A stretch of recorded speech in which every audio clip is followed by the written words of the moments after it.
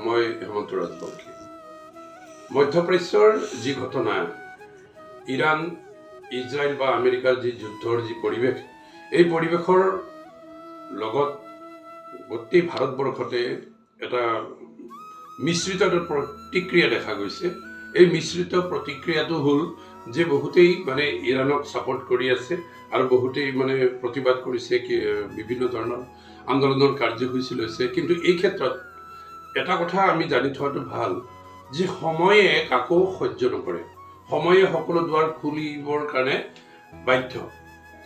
কোনোৱে গৰামী পথেৰে গৈ নাৰীৰ স্বাধীনতা, নাৰীৰ অধিকাৰ, নাৰীৰ শিক্ষাৰ যি অধিকাৰ, সেই অধিকাৰ কোনো ক্ষুণ্ণ কৰিব নোৱাৰে। যদি পুৰুষসকলে সমাজত শিক্ষা লাভ কৰিব পাৰে, সকলো ধৰণৰ ঠাইত অংশগ্ৰহণ কৰিব পাৰে, তেনেহ'লে নাৰী কিয় নোৱাৰে? আৰু এইটোৰ ক্ষেত্ৰত ইৰাণত কিয় বাধা দিব? এইটো সময়ৰ অভাৱ। গতিকে সময়ত গোটেই নাৰী জাতিয়ে গোটেই বিশ্বতে এতিয়া যথেষ্ট পৰিমাণে উন্নতি হৈছে। শিক্ষা দীক্ষাত নাৰী এতিয়া বহুত আগবাঢ়িছে। কিন্তু এনে পৰিপ্ৰেক্ষিতত যদি মানে ইৰাণৰ চৰকাৰে নাৰী জাতিক যদি এনেকৈ ডমিনেণ্ট কৰি ৰাখিব বিচাৰে, তেতিয়াহ'লে মানুহবিলাক, তাৰ নাৰী সমাজ, তাৰ নতুন প্ৰজন্ম বিস্ফোৰিত হ'বই। গতিকে এই ক্ষেত্ৰত ইৰাণৰ কথাটো ভাবি চাব লাগে যে সময় বিজ্ঞানক আমি কোনেও ধৰি ৰাখিব নোৱাৰিম।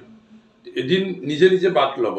নাৰীৰ প্ৰগতি আজি হৈছে আৰু হ'বই। গতিকে কথাটো নতুন ধৰণে আমাৰ ভাৰতৰ যিসকল ইৰাণৰ সমৰ্থক আছে, সেইসকলে কথাটো ভাবি চোৱাটো দৰকাৰ। ধন্যবাদ।